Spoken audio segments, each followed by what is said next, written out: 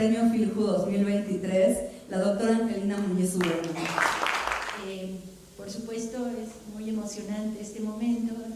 Realmente, pues, estar en presencia de Angelina es un honor, es un privilegio y, por supuesto, lo que toca y lo que me encantaría es escuchar unas palabras y pues que nos comentes justo cómo has vivido toda esta trayectoria, qué inquietudes te han surgido, cómo el día de hoy sigues trabajando y estás con esa actividad incansable.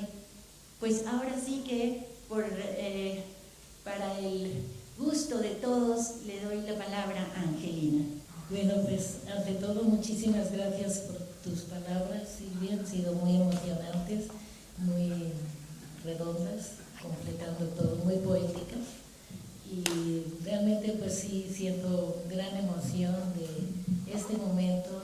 Todas las personas que están aquí, les agradezco su compañía y bueno, yo voy a decir unas cuantas palabras y al final voy a cerrar con un poema de mi último libro publicado de poesía, Las vestiduras del palacio, que aquí se encuentra en la serie.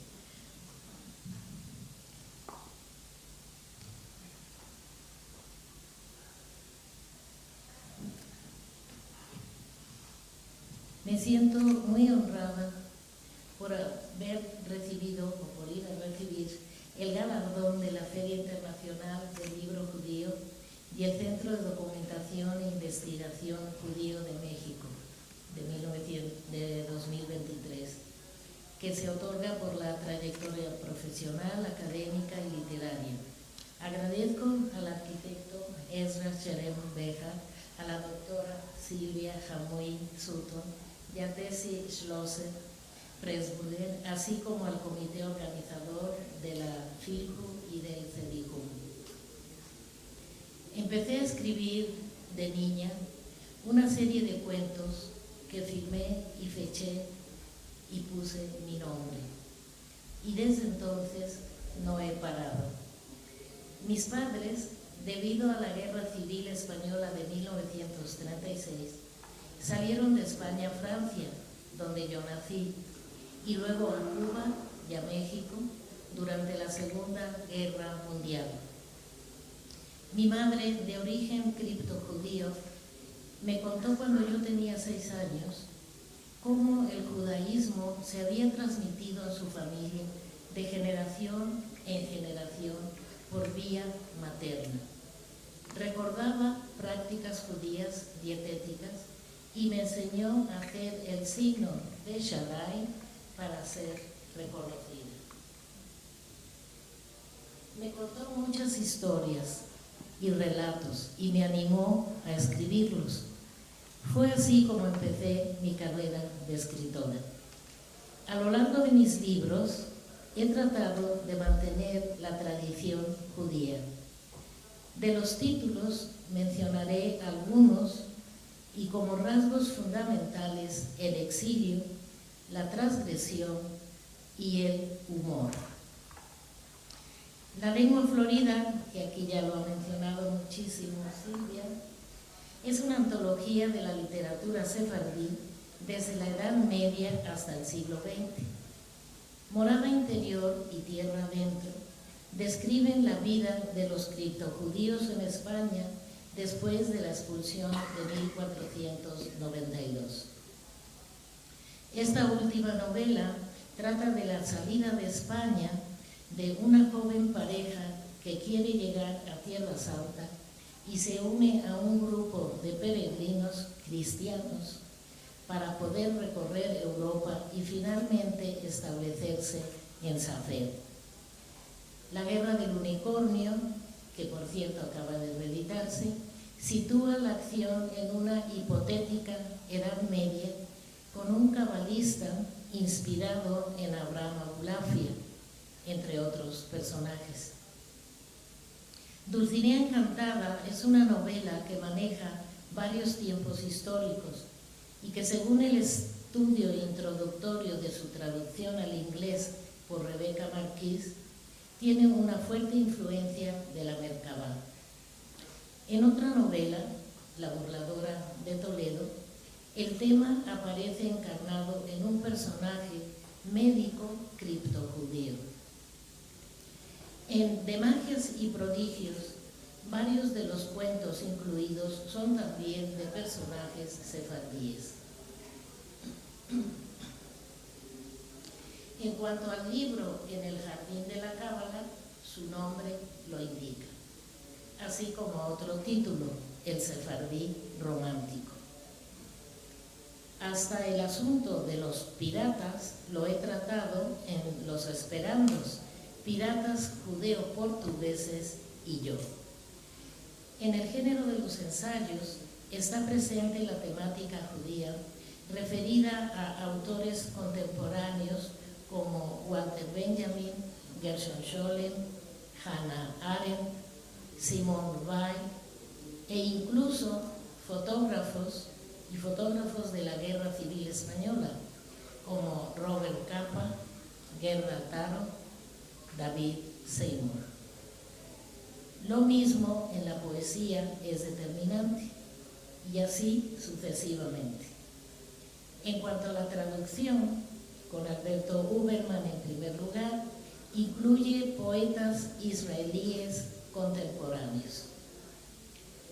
Para terminar, ayer se presentó en esta feria Las vestiduras del palacio, poemario basado en los Geijalot medievales de Abraham Abulafia. En mis clases en la Facultad de Filosofía y Letras de la UNAM, inauguré el curso sobre literatura hispanohebrea medieval y ahora algunos de mis alumnos continúan enseñándolo. En mi discurso de ingreso a la Academia Mexicana de la Lengua versó sobre lengua, exilio, palabra, destacando la cultura sefardí. Toda una historia literaria que hoy queda coronada con el premio Filhu. Y ahora, para cerrar, les voy a leer un poema. Bueno, antes les anuncio que aquí traje mi discurso de entrada a la Academia de la Lengua y que lo dono para la biblioteca. ¿Sí? Que se llama Lengua, Exilio, Palabra.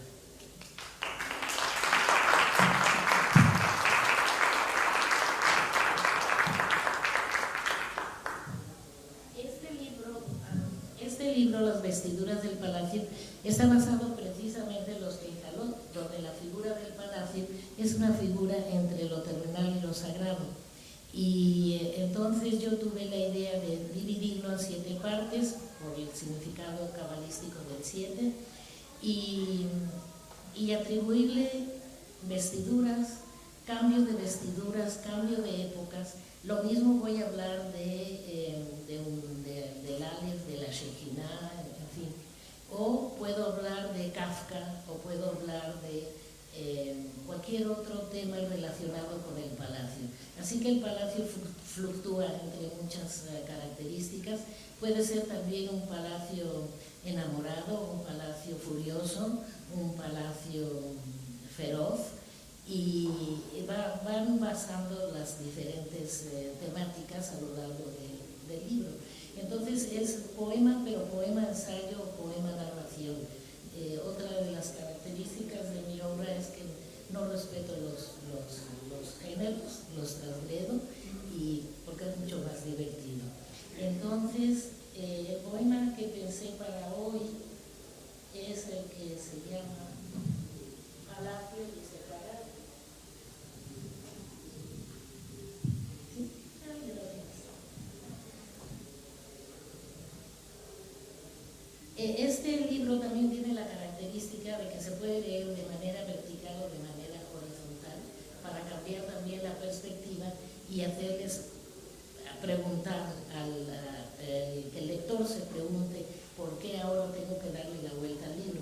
Bueno, es parte de la gracia de este libro, no les digo más. Entonces, Palacio y Sefarad. Pues aquí quise incluir la expulsión de 1492 y la de 1939 de los españoles republicanos. Palacio y Sefarad. El palacio nació en Sefarad, a la orilla del río, tan largo y ancho que la vista no lo abarcó. Las torres tocaban el cielo y las nubes se apartaban. No todos lo veían, mas se oía su canto y el ritmo de su poesía. Los que partieron al exilio se lo llevaron en la memoria, lo cuidaron, lo esmeraron, lo purificaron, lo entonaron. Cada día el palacio se elevaba hacia sueños de retorno. Sus paredes lloraron y fueron el néctar de los desamparados. En noches de invierno, el palacio guardaba cristales de nieve, que a la mañana siguiente eran el pozo de los deseos truncados. En verano, las golondrinas reconocían sus nidos abandonados y nueva paja, plumas dispersas, briznas y copos de algodón, de nuevo adornaban los barandales del palacio abandonado. Si alguien se acercaba, se corría una cortina y el palacio desaparecía. No más intrusos, solo los dueños verdaderos se lamentaban. Luces entre los intersticios creaban arco iris de todos los colores. Los peregrinos que lograron entrar dormían en lechos de plumas y despertaban al amanecer antes de la hora del primer rezo. Emprendían de nuevo el viaje, tomados de la mano y sin parar. Consagraban el vino y sus palabras eran cantos rodados, acabados de pulir. El palacio deshabitado se mantuvo en pie siglos y siglos de espera. Lo sabía. Ellos, los desterrados, habrían de regresar.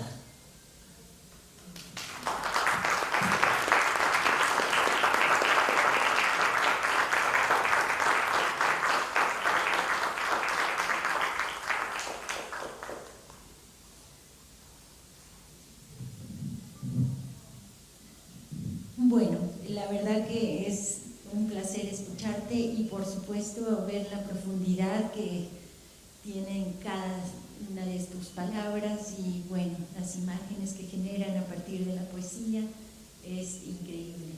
Realmente es un privilegio escucharte y justamente desde la oralidad misma que ya tiene también su carácter y su propuesta.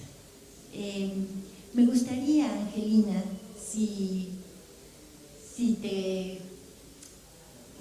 es posible y también si tú quieres, pues que nos platiques un poco en relación a este libro que a mí me llamó muchísimo la atención, que es Los Esperandos, que es sobre los piratas, justo judeo-conversos, que tenían que ver con los exiliados portugueses y que se volvieron transgresores, se volvieron, como todos los judío-conversos, pues un carácter de resistencia que justo defendía su fe y que, bueno, pues trascendieron finalmente, logrando permanecer en esta ideología.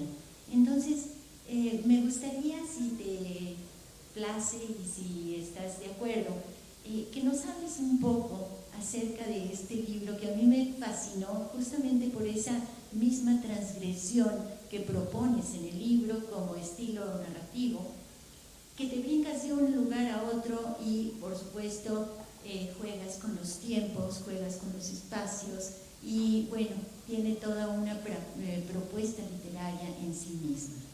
¿Cómo ves?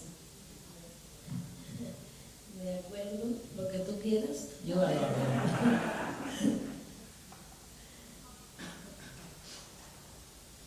Bueno, en efecto, es un libro que se publicó hace 3 o 4 años más o menos, pero en el cual es todo un mundo de posibilidades.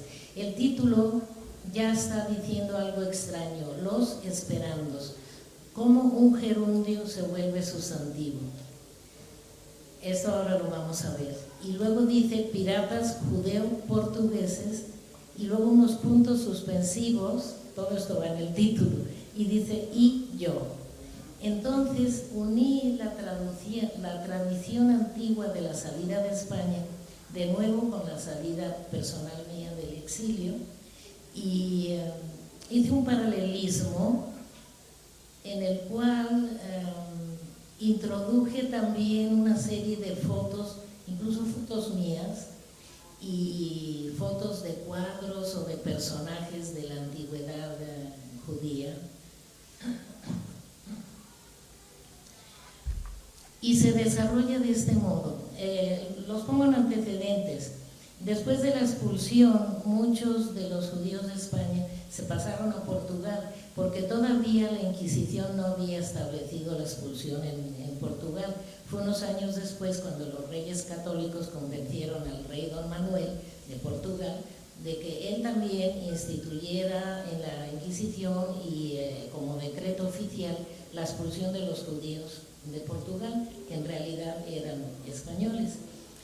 Entonces empieza esta segunda expulsión de Portugal y la salida pues fue parecida a la de España, ya sea al norte de África, ya sea hacia Francia y luego hacia los Países Bajos e Inglaterra. Entonces, bueno, y luego hubo otra gran, diríamos, exilio hacia los países orientales, hacia Turquía y el resto de los países orientales, donde los musulmanes no perseguían a los judíos. Entonces, regresando los de Portugal, encontraron una manera de disminuir el poder de España por medio de la unión con los piratas ingleses, Drake, Raleigh, todos estos, y tener los propios barcos judíos para atacar las naves españolas y quitarles todo lo que sacaban o despojaban los españoles de las colonias americanas, el oro, la plata, etc. Entonces los atacaban y recuperaban todo ese dinero, bueno, ese oro, plata, lo que fuera, ¿no? Pero como eran judíos, entonces seguían practicando su judaísmo en el barco. Todos los tripulantes, los grumetes, todos eran judíos, entonces hacía falta un cocinero kosher. Y en efecto, lo llevaban. Aparte, los barcos tenían nombres como el escudo de Abraham o Raquel, o en fin, nombres bíblicos. Pero el cocinero kosher era un personaje muy importante. Y a mí se me ocurrió ponerlo a él como el protagonista principal, no a los soldados, a los que luchaban, a los que sacaban la espada, sino al cocinero que hacía la comida. Pero además era un cocinero muy especial, porque recuerden que dice y yo, y es que se le quemaba la comida, cosa que a mí también me pasa. Entonces no había modo, tenían que comer la comida quemada. Entonces estoy comunicando eso con la parte trágica. Algunos de los tripulantes recuerdan que su familia fue quemada por la Inquisición. Entonces hay una especie de balance. Hay un momento que llega una tormenta y el barco está por un lado y por otro balanceándose, y entonces eso se llama el barco cabalista, porque está en busca de algo que no puede encontrar. En fin, es un libro que por lo tanto se puede leer en distintos niveles. época contemporánea. Porque el cocinero kosher es también escritor y va anotando todo lo que sucede en las batallas, en los asaltos con los barcos españoles. Entonces también un libro de piratas. Y cuando puede, por eso se le quema la comida, porque está escribiendo. Es como mi alter ego. Y deja en sus libretas algunas hojas en blanco. Y esas hojas en blanco son las que me llegaron a mí, Angelina.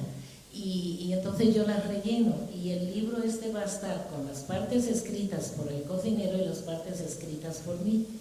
Entonces es también un juego y rejuego con los géneros, como tú dijiste, y con las situaciones espaciales, arquitectónicas también, porque se habla de arquitectura y de construcción y destrucción de casas, de palacios, etc. Incluso cuando llegan a Cuba y allí tienen también una serie de aventuras y luego llegan con el barco a las costas de México y desembarcan en Veracruz, y el cocinero y 2 tripulantes más llegan hasta la capital del virreinato y se entrevistan nada menos que con Sor Juana Inés de la Cruz. Y entonces también el cocinero, cuando ella habla de cosas de comida también, Sor Juana, entonces el cocinero kosher le pide recetas a Sor Juana y ya después se regresa al barco para seguir adelante con sus aventuras. Entonces es un libro, como les digo, abierto a muchas posibilidades. Creo que ya dije bastante. Me iluminó muchísimo, me enriqueció y por supuesto me divertí también en este juego de tiempos y espacios y por supuesto de personajes, ¿no? La verdad que pues te agradezco, claro, que lo hayas escrito, porque bueno, supongo que todos los que lo hagamos pues vamos a estar enriqueciéndonos constantemente. Permítanme expresar mi sincero agradecimiento a todos ustedes por estar aquí para compartir este momento tan significativo, que juntos honramos a una mente brillante y celebramos la unión de nuestras voces en este espacio literario. Felicitaciones, doctora Angelina Muñiz Huberman, por este merecido reconocimiento, el Premio Filju 2023, y que su pasión por las letras y la cultura siga iluminando e inspire a otros a seguir sus pasos en la búsqueda del conocimiento y la comprensión. Muchas gracias y muchas felicidades. Muchísimas gracias y muchísimas felicidades.